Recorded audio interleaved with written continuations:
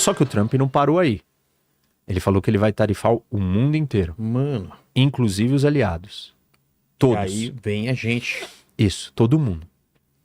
Que os Estados Unidos é o maior comprador, depois da China. É. E a diferença, né? Porque a China compra commodity e os Estados Unidos compra outras coisas, né? É. E assim, Aviões. tem um monte de coisa. E se ele fizer isso, ele vai provocar uma reação em cadeia do mundo Claro. retaliar. É óbvio. O Brasil não tem reciprocidade diplomática. Você pede visto para o Brasil pede visto para o outro. Se você taxar todos os produtos brasileiros, você vai continuar comprando os produtos americanos sem taxar? Não, vai Não, taxar. você vai ter que taxar. É. E se você taxar, o Brasil vai sofrer mais ainda. E muitos países vão sofrer mais ainda. Primeiro porque não tem certos produtos, não tem certas tecnologias e dependem dessas tecnologias e desses produtos. E aí, qual é o ponto disso do ponto de vista... A gente viu isso funcionando, né? Qual é o problema disso do ponto de vista histórico de guerras? Porque nós estamos, novo... Nós estamos na premissa da história do Trump trará a paz para o mundo. Que parece que não é tão assim.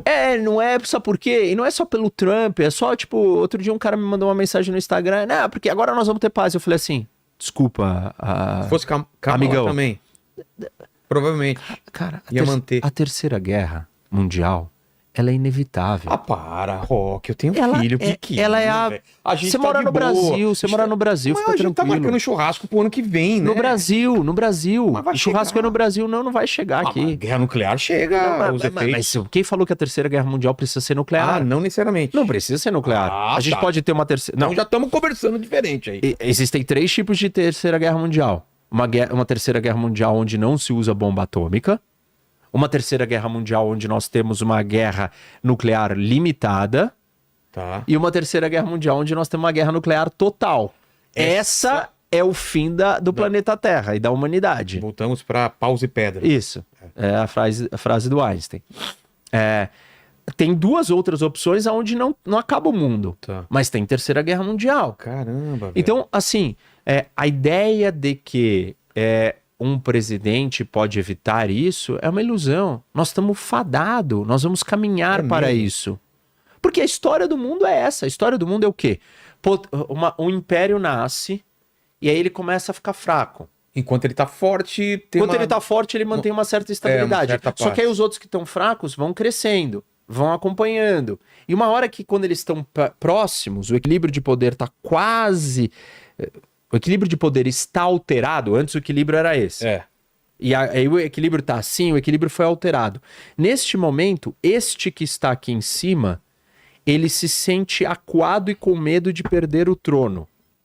E este que está aqui... Ou estes, né? se sentem confiantes, arrojados e assertivos a ponto de fazer o quê? Agir. E eles pensam, eu tenho que agir antes que esse cara decida se recuperar. Exato.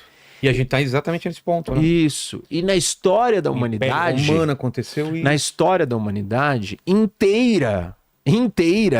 E aí, assim, não sei o que aconteceu em 2024, que as pessoas acharam, sonharam, que a humanidade decidiu que ela não quer mais guerrear. Eu não sei qual foi esse momento que as pessoas acharam que o paraíso na Terra foi manifestado e que nós já estamos no paraíso. Elevados. Não aconteceu isso em nenhum momento. Nenhum momento as guerras foram extintas.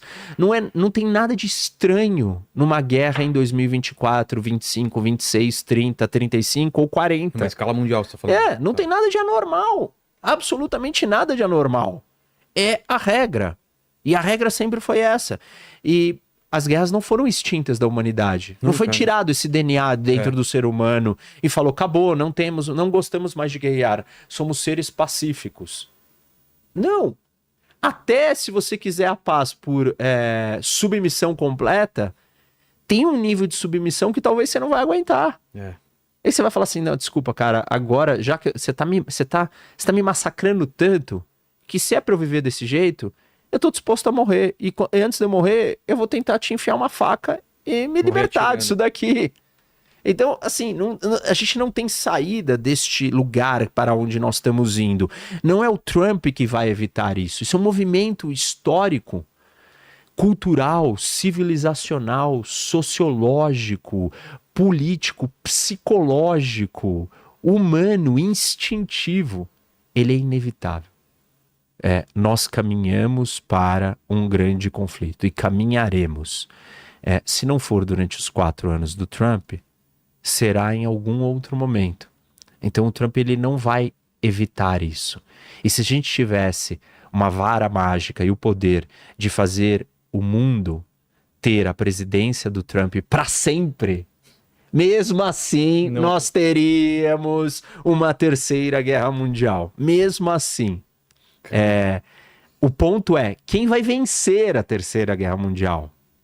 O ponto não é, não quero que tenha guerra. Quem vai vencer e como isso vai vencer? Um wishful thinking, isso é um sonho, uma utopia. Eu não quero que tenha guerra. Isso é um sonhador. Você vive no mundo da Alice, da fantasia. O que você tem que entender é como é que eu vou viver com a guerra, como é que eu vou sobreviver e como é que o lado certo vai ganhar essa guerra. Tem essa. Esse é o problema, não é se vai ter ou não a guerra, é quem vai ganhar a guerra. Tem até uma série que mostra como seria se a Alemanha tivesse ganho, né? Isso. Pois é. Aí, então eu tava... Dito isso, eu tava dizendo que eu tava na China, né? O Trump, ele adotou uma política comercial com a China acertada, no meu ver. Ele não pode replicar isso para o mundo inteiro. Eu acho que isso é errado. Por questões econômicas e para o capitalismo. Isso é péssimo, perverso e destrutivo para o capitalismo. Em termos de guerra, os períodos que levaram à Segunda Guerra Mundial e Primeira Guerra Mundial eram períodos de protecionismo e de políticas econômicas mercantilistas. O que significa isso? O que é o mercantilismo? Eu quero vender os meus produtos, mas eu não quero comprar nada de ninguém. Entendeu? Eu sou malandro, eu sou espertinho, eu só quero que todo mundo compre o meu, mas eu não quero perder nada. Eu quero ser o fabricante de tudo e vender tudo para todo mundo e ganhar dinheiro sozinho. Que é um cenário... Mas todos os países se comportavam assim. Então, o mundo a ordem econômica internacional era mercantilista. Nós saímos dessa ordem e tivemos 80 anos de paz porque os Estados Unidos trouxe um desenho, uma arquitetura internacional aonde o livre comércio imperou, onde foi criado o GATT, foi criado o FMI, foi criado o Banco Mundial, o GATT virou Organização Mundial do Comércio, e aí todo mundo abriu as suas fronteiras para o comércio internacional. Isso permitiu trazer prosperidade, riqueza, abundância em níveis jamais vistos para a história da humanidade. Tirar milhões, centenas de milhares, bilhões de pessoas da pobreza. Centenas de milhares de chineses, centenas de milhares de indianos, milhares de brasileiros, milhares de mexicanos, milhares de pessoas na África, milhares de pessoas, bilhões de pessoas no mundo inteiro, graças a este desenho econômico. Se os Estados Unidos, que é o líder, que é a maior economia do mundo, seguir para este caminho, o que ele fará com a economia do mundo? Ele fará com que todo o resto do mundo comece a retaliar. E aí nós entraremos numa ordem econômica internacional mercantilista. Os países tentando ser o máximo autossuficientes possíveis. Isso. E isso é irreal. É irreal, né? E quando você tenta ser o máximo autossuficiente, você precisa de uma coisa que você não pode comprar do outro, o que isso te incentiva a fazer? A ir lá e tomar à força aquilo que você precisa. O Japão precisava do petróleo na Segunda Guerra e os Estados Unidos impôs um embargo e aí eles foram lá e atacaram Pearl Harbor. Então você vai criar um cenário de conflito e Segunda Guerra Mundial veio de um resultado assim. Primeira, as guerras vieram de coisas que estavam postas. Populismo, isolacionismo, protecionismo, nativismo, que seria o nacionalismo. São os 4 cavaleiros do Apocalipse. Quais são os 4 cavaleiros do populismo, nativismo / nacionalismo, protecionismo e... Qual que é o outro que eu falei? Isolacionismo. Qual é a diferença do isolacionismo e protecionismo? É uma forma política, um é mais econômico. E o outro é a versão política. O outro é político. Então, esses são os 4 cavaleiros do Apocalipse. E eles estão, de novo, colocados com força total. E é assim, não teve guerra agora. Meu, a guerra, ela não acontece no momento que é dado o primeiro disparo. A guerra ela é preparada para acontecer. Condições são construídas e colocadas para que a guerra exista. As condições elas vão crescendo, elas são plantadas, essas sementes. Tipo, a guerra não acontece com um cara acorda e fala assim, vou iniciar a guerra. Uma série de fatores tem que estar em ordem para aquilo acontecer. A guerra da Ucrânia não começou em 2022, quando as tropas russas partiram para uma guerra total. Elas já estavam numa guerra limitada dentro da Ucrânia. Já existia uma guerra limitada. Quando que a guerra de Israel com o Irã começou? É uma guerra assimétrica por procuração que começou há um tempão já. Não vai ter guerra. Como assim? Não tem guerra? Não existiu. O Hezbollah, durante 4 anos, quando o Trump estava no poder, não lançou nenhum foguete. Nem o Hamas. Nenhum foguetinho. Nenhum atentado terrorista. Eu fui para Israel antes da invasão de 7 de outubro, de todo aquele terrorismo lá. E o pessoal falava, a gente tá em guerra. É estranho, você tá num país que tá em guerra. Isso. Eles estão sempre em alerta de guerra, né? Sempre. Você tá o tempo inteiro tendo problema com seus vizinhos, ali, no caso Israel. Então, depende o que você... Assim, por que eu tô falando tudo isso? Para as pessoas pararem de repetir coisas bobas e entenderem o que é a guerra. A guerra é um negócio muito maior. A preocupação a gente tem que ter o Trump vai vencer as guerras que precisam ser vencidas. Aí que tá, né? Esse é o ponto. Para mim, a paz verdadeira, promissora, duradoura, perpétua, virá de uma vitória decisiva e definitiva daqueles que carregam e representam os melhores, não os valores perfeitos, mas os melhores valores para a humanidade. Porque é óbvio que os Estados Unidos têm um monte de problemas e coisas erradas. E muita gente se incomoda com essa comparação que eu faço entre ditadura e democracia. Mas uma coisa não exclui a outra, né? Não quero viver num mundo onde eu seja controlado do que eu vou falar, do como que eu gasto meu dinheiro. Eu não quero fazer isso. E esse é o modelo chinês, russo, norte-coreano, iraniano. Esse não é o modelo americano, francês, inglês. Não é. E eu quero estar nesse modelo. Então, para o mundo trazer ordem, estabilidade e prosperidade e desenvolvimento, eu entendo que a gente precisa estar nesse modelo. Entendi. E a gente precisa ganhar o confronto com as outras forças. Porque eu acho que vai produzir um resultado melhor.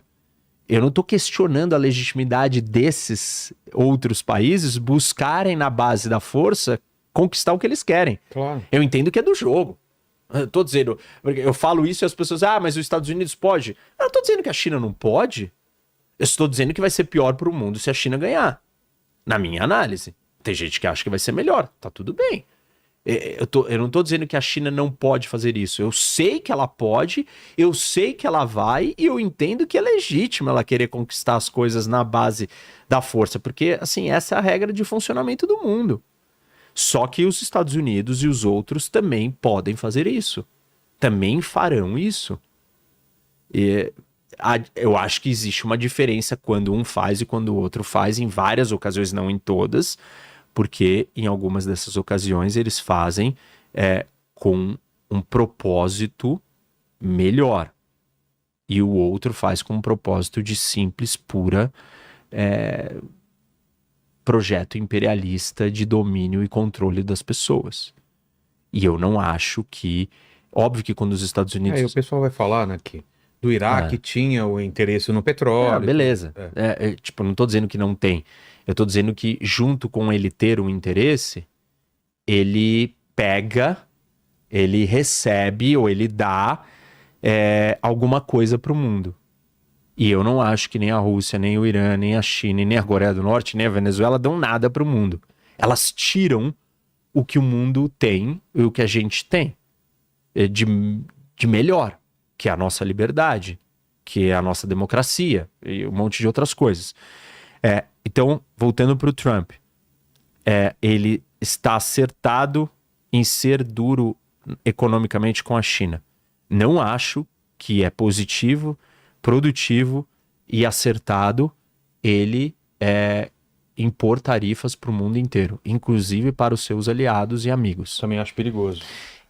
E isso é um elemento produtor e gerador de guerra. Que fique claro para os nossos adoradores de Trump cegos e sem senso crítico nenhum. Levar o mundo para uma estrutura econômica mercantilista levar o mundo para estar mais próximo de uma guerra mundial.